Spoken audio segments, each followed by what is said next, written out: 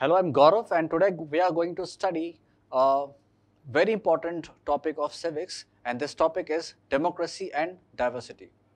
Students, जब मैं democracy बोलता हूँ या फिर जब मैं डाइवर्सिटी बोलता हूँ, ये दोनों फैक्टर आपस में इंटरलिंक्ड फैक्टर है, क्योंकि डेमोक्रेसी की सच्ची डेफिनेशन वही है जो अलग अलग डाइवर्सिटी को अपने अंदर बहुत अच्छे से अकोमोडेट कर ले, जैसे कि बेल्जियम ने किया था। बट अगर आप श्रीलंका कंट्री की तरफ देखें तो क्योंकि वो अपनी डाइवर्सिटी को अच्छे से अकोमोडेट नहीं कर पाई, तो फाइनली श्रीलंका के साथ बहुत बुरा हुआ, क्योंकि श्रीलंका की दोनों कम्युनिटी आपस में सिविल वॉर में उलझ गई और फाइनली एक प्रॉस्परस कंट्री देखते देखते एक कंप्लीटली शैटर्ड इकोनॉमिक कंट्री में बदल गई। बट इस सब की शुरुआत क्यों हुई, कैसे हुई? क्या हम सब इंसान एक जैसे पैदा होते हैं? ऑफ कोर्स नहीं। हर इंसान की एक अलग डिस्टिंग्विश क्वालिटी होती है, एबिलिटी होती है, डिसेबिलिटी होती है। हर इंसान अपने आप में एक यूनिक होता है और हर सब इंसान अपने आप में अलग अलग क्वालिटीज को लेके पैदा होते हैं और हमको इस डिफरेंसेस की रिस्पेक्ट करनी चाहिए। लेकिन जब डिफरेंसेस डिवीजन में कन्वर्ट हो जाते हैं और डिवीजन के साथ इनइक्वलिटी आने लगती है, तब जाकर सोशल टेंशन क्रिएट होती है। इस चैप्टर की शुरुआत होती है 1968 के मैक्सिको ओलंपिक्स के साथ। हालांकि ये कोई पहली घटना नहीं थी, इससे पहले बहुत सारी घटनाएं ऐसी हुई थी, लेकिन मैक्सिको ओलंपिक ने पूरी दुनिया का ध्यान अपनी तरफ इसलिए खींचा क्योंकि इस ओलंपिक में कुछ ऐसा हुआ जो देखने को आमतौर पर नहीं मिलता। इमेजिन कीजिए, आप एक ओलंपिक चैंपियन है और अब आप अपनी कंट्री को रिप्रेजेंट करने के लिए विनिंग पोडियम पे जा रहे हैं, जहां पर आपको मेडल पहनाया जाएगा, बुकेट दिया जाएगा और आपके देश का एंथम आपके बैकग्राउंड में बजेगा, राष्ट्रीय झंडा लहराएगा। ये बहुत प्राउड मोमेंट होता है। बट मैक्सिको ओलंपिक में जब 200 मीटर के रेस के विजेता विनिंग पोडियम पे आए और उन विजेता ने विनिंग पोडियम में आने के बाद गर्व का नहीं बल्कि एक पॉलिटिकल स्टेटमेंट अपने जेस्चर से शो किया, पूरी दुनिया शॉक हो गई। इन एथलीट्स का नाम था Thomas Smith and John Carlos. ये दोनों अमेरिका के नागरिक थे और ये दोनों अफ्रीकन अमेरिकन कम्युनिटी से बिलोंग करते थे।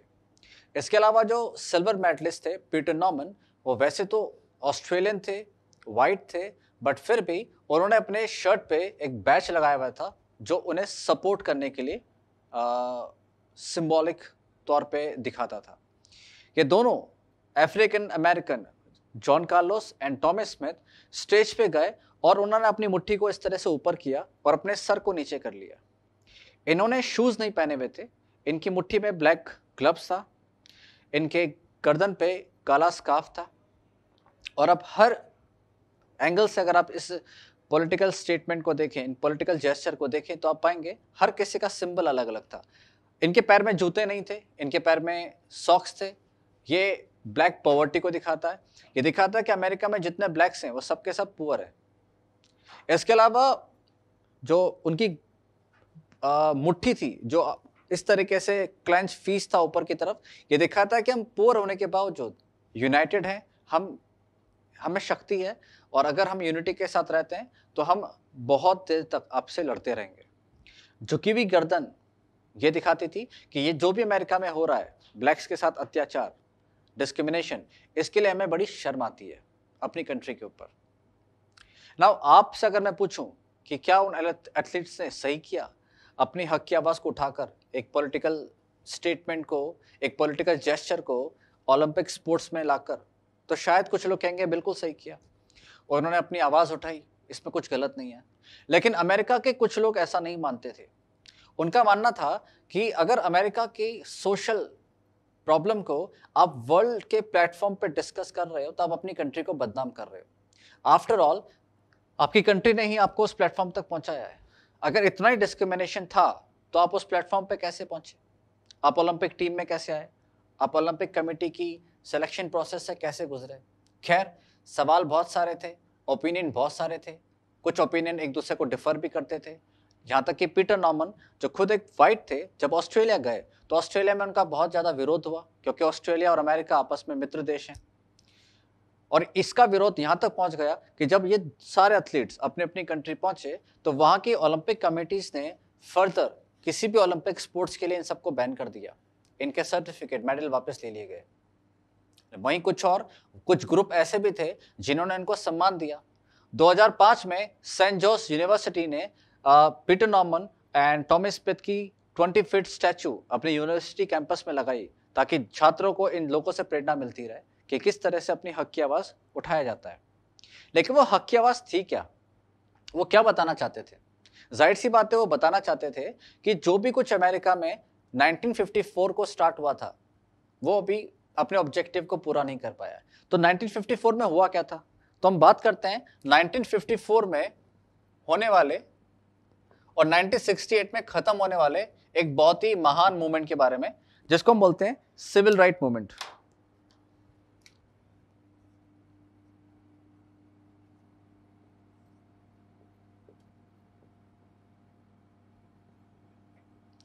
इस मूवमेंट के सबसे इंपॉर्टेंट लीडर थे Martin Luther junior.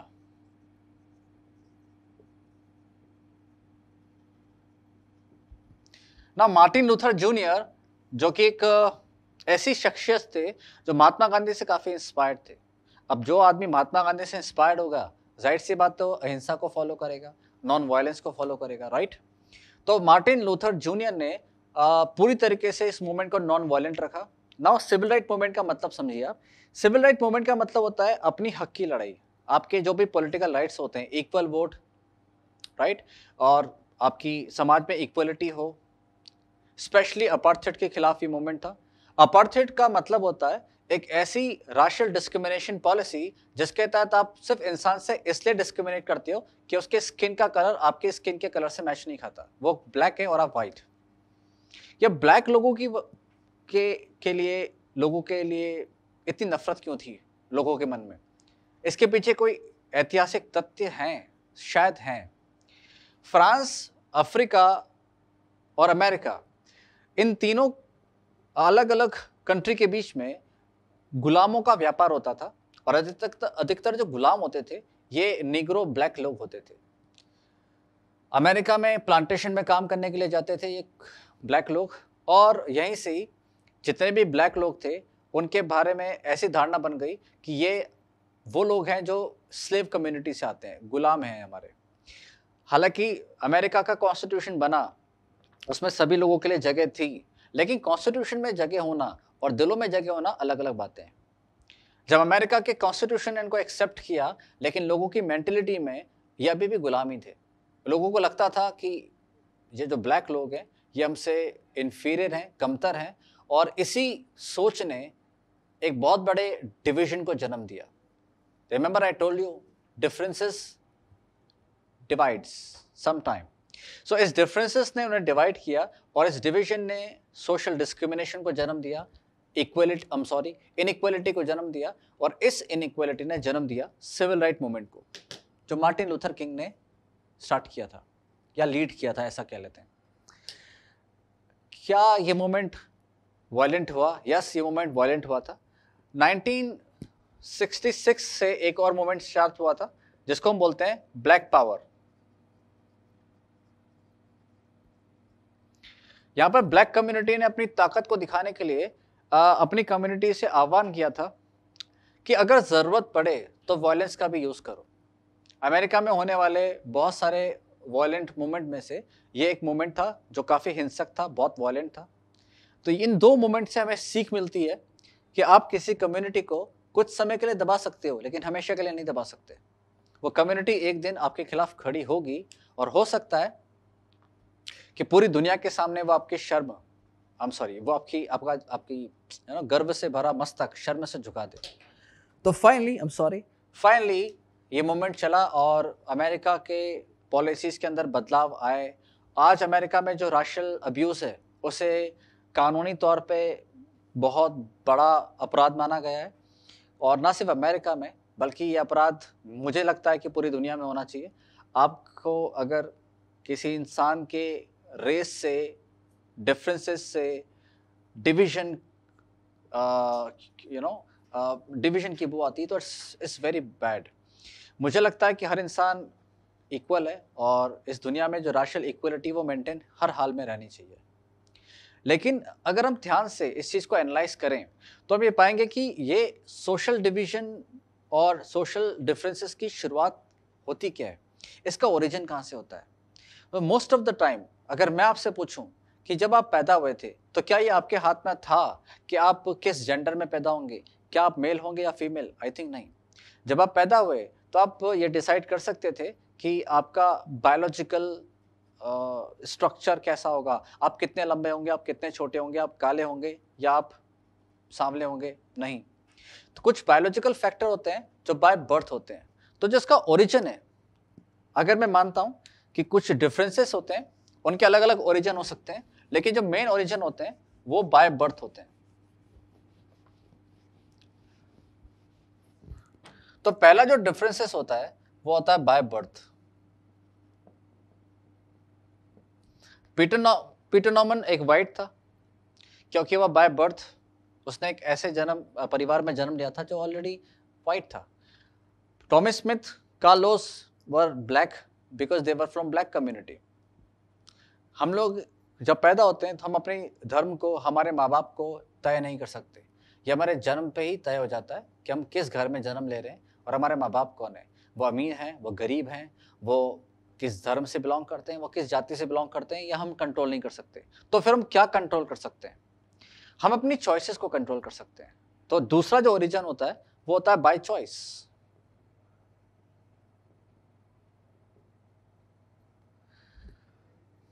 I have chosen to be a teacher. You have chosen to be an IITian or doctor or army officer or anything. तो जब आप चॉइस करते हो अपनी लाइफ में और जब आप चॉइस करने के बाद एक मुकाम पे पहुंच जाते हो तो आप अपने अंदर डिफरेंसेस को मौजूद होते हुए देख सकते हो। डॉक्टर्स इंजीनियर से अलग होता है, आप देख सकते हो। डॉक्टर की एसोसिएशन अलग होती है, इंडियन मेडिकल एसोसिएशन। इंजीनियर्स की एसोसिएशन अलग होती है। बट क्या ये डिफरेंसेस हमेशा डिवीजन को लीड करता है? I don't think so. Her differences division नहीं होता, लेकिन कुछ डिविजन्स हमारे इंसानी इतिहास में इतने पुराने हैं कि इंसान अक्सर उन डिवीजन पे लड़ता रहा है। और अधिकतर दुनिया में जो इतिहास अगर आप पढ़ें तो अधिकतर जो लड़ाइयाँ हुई है वो इन्हीं डिविजन्स की वजह से हुई है। जो एक ज़माने में डिफरेंसेस थे, लोगों ने इस डिफरेंसेस की रिस्पेक्ट नहीं की और आपस में सिविल वॉर क्रिएट हो गई। अगर हम बात करें कि क्या हर सोशल डिवीजन और हर डिफरेंसेस कॉन्फ्लिक्ट में आता है, डिपेंड करता है कि क्या उसके अंदर एक एक्स्ट्रा फैक्टर इन्वॉल्व है। फॉर एग्जाम्पल, एक कम्युनिटी में दो तरह के लोग रहते हैं, एक है जो व्हाइट कम्युनिटी को बिलोंग करते हैं और एक है जो ब्लैक कम्युनिटी को बिलोंग करते हैं। नाउ अंडरस्टैंड, ये दोनों कम्युनिटी अलग है, व्हाइट अलग है, ब्लैक अलग है। लेकिन अगर ब्लैक कम्युनिटी के अंदर एक्स्ट्रा एडिशनल फैक्टर इंक्लूड हो जाता है कि अगर वो गरीब है तो फिर उनके साथ डिस्क्रिमिनेशन होना स्टार्ट हो जाता है। तो यहाँ पर दो फैक्टर एक साथ काम कर रहे हैं, एक तो काले हैं, दूसरा वो गरीब है, एक वो गोरे हैं और वो अमीर है। तो ये दोनों फैक्टर एक दूसरे की मेंटेलिटी में इस तरह से बैठ जाता है कि आपस में कभी एक जात नहीं हो सकते। तो इनके एक साथ नहीं होने की वजह से जब आपस में कम्युनिटी मिलती नहीं है, इंटरेक्शन नहीं करती, तो ये डिफरेंसेस और ज़्यादा गहरे होते जाते हैं। और एक कोई इंसिडेंट होता है, जैसे वो स्पार्क होता है, तुरंत कम्युनिटी टेंशन राइट्स में बदल जाते हैं, वायलेंस में क्रिएट हो जाते हैं और कई बार ये पूरे समाज के लिए, देश के लिए सेपरेशन का कारण भी बन जाते हैं। 1947 इंडिया एंड पाकिस्तान, राइट? तो फिर क्या क्या रीजंस हैं इस सोशल डिफिजन के? तो पहला जो रीजन है ऑफ कोर्स वो है बाय बर्थ, जैसा कि आप देख सकते हो। दूसरा रीजन है by choice. As I told you कि बर्थ के जो रीजंस हैं उन्हें आप कंट्रोल नहीं कर सकते। आप ये नहीं कंट्रोल कर सकते कि मेरा जहाँ बर्थ हो रहा है वहाँ मुसलमान फैमिली रहती है, हिंदू फैमिली रहती है, कैथलिक रहती है, प्रोटेस्टेंट रहती है। You can not decide that. By choice, yes, you can choose the profession, you can even choose religion separate from the religion you are born with. You can even choose to be an atheist, completely atheist, no religion at all, no caste at all. यह आपकी सोच पर, आपकी choice पे depend करता है। तीसरा आता है रिलीजन। ये जो तीसरा फैक्टर है ये दुनिया का सबसे ज्यादा सोशल टेंशन क्रिएट करने वाला फैक्टर है। यहाँ तक कि कई कंट्री ने अपने आप को ऑफिशियल एक पर्टिकुलर धर्म से संबंधित बताया हुआ है। पाकिस्तान ऑफिशियल इस्लामिक रिपब्लिक है, राइट। सो कई फैक्टर ऐसे हैं, लेकिन उन सब फैक्टर में जो सबसे ज़्यादा बड़ा फैक्टर है वो है रिलीजन। नाउ रिलीजन एक ऐसा फैक्टर है जहाँ पर समाज में इतिहास में बड़ी बड़ी लड़ाइयाँ हुई हैं और इस लड़ाइयों का कोई फल नहीं निकला। आज भी लोगों की सोच अपने रिलीजन को लेकर इतनी रिजिड है कि उन्हें लगता है कि उनका रिलीजन दूसरे रिलीजन से महान है और उनके रिलीजन को दूसरे रिलीजन के ऊपर राज करना चाहिए। और ये जो मेंटलिटी है, इस मेंटलिटी के साथ जो कम्युनल राइट्स होते हैं उसे कम्युनलिज्म कहा जाता है, जो हम नेक्स्ट चैप्टर में डिस्कस करेंगे। तो अब चौथा फैक्टर आता है, वो है इकोनॉमिक स्टेटस।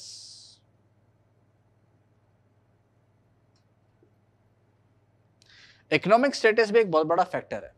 ये इतना बड़ा फैक्टर है कि अगर दो भाई एक ही फैमिली में रेज हुए हैं और दोनों का इकोनॉमिक स्टेटस अलग अलग है, तो शायद ये डिफरेंसेस डिवीजन में कन्वर्ट हो सकते हैं, क्योंकि अल्टीमेटली रिच ब्रदर को लगता है कि मैं पुअर ब्रदर से बहुत अलग हूँ, मेरी चॉइसेस अलग है, मेरा स्टैंडर्ड अलग है, मेरा स्टेटस अलग है और मेरी सोशल हायरार्की भी अलग अलग है। तो ये जो डिफरेंसेस है ये डिवीजन में कन्वर्ट होता है और डिवीजन कन्वर्ट होता है कॉन्फ्लिक्ट के अंदर, और कॉन्फ्लिक्ट परिवार को तोड़ देता है। तो फाइनली आप देख सकते हैं कि अगर कोई देश इस सोशल कॉन्फ्लिक्ट से लड़ सकता है, इसे अकोमोडेट कर सकता है, तो ही वो सच्ची डेमोक्रेसी की तरफ बढ़ सकता है। अदरवाइज किसी भी देश को अपनी कम्युनिटी के साथ अकोमोडेट ना करते हुए अगर वो आगे बढ़ता है, तो पहली बात तो उसका आगे बढ़ना मुश्किल है। दूसरी बात, हो सकता है आगे बढ़ने के बजाय वो कंट्री और टुकड़ों में बिखर जाए और वो कभी आगे ना बढ़ पाए। तो फाइनली अगर हम समाज की बात करें, अगर आप कंट्रीज की बात करें, तो मैं दो तरह के सोसाइटी की एडवोकेसी कर सकता हूं एज पर सोशल साइंस। वो दो सोसाइटी है, एक क्रॉस कटिंग, दूसरी ओवरलैपिंग। तो let's discuss what is overlapping society and what is cross cutting society. So if you look at the overlapping society, as the name suggests, in these kind of society, one community completely overlaps the others, completely dominates the others, and it is called overlapping society.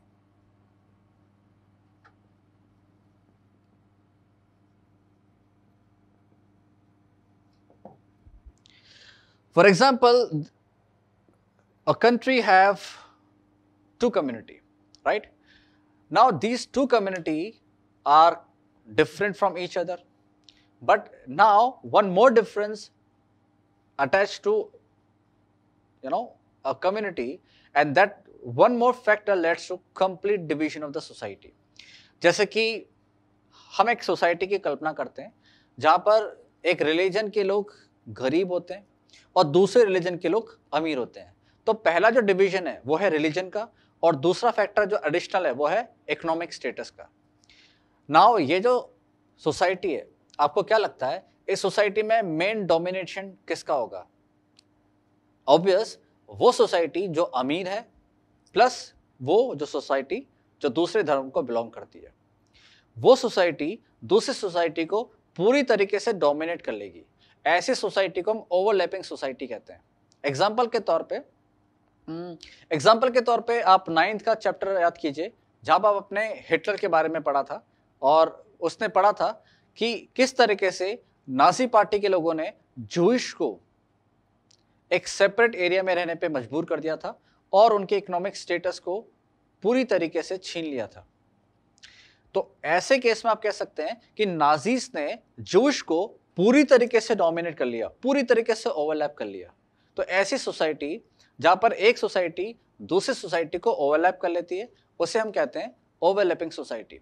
Take a case of northern island. वहां पे अगर आप Catholic हो तो आप 100% poor हो, क्योंकि वहां पे जितने भी पुअर है वो सब के सब कैथलिक्स हैं। तो if you come across any Catholic in this country, can you assume his economic status? Of course you can assume, he must be poor, right? तो ऐसी सोसाइटी जहां डिफरेंसेस साफ दिखाई देते हैं, अपरेंट होते हैं, वो सोसाइटी ओवरलैपिंग सोसाइटी कहलाती है। अब सपोज कीजिए आप जाते हैं नीदरलैंड में।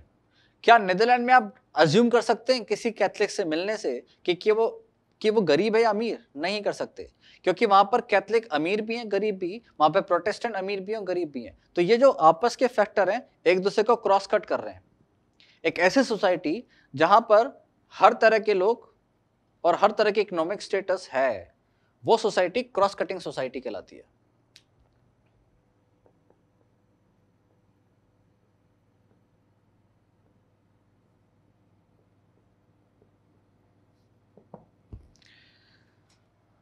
राइट?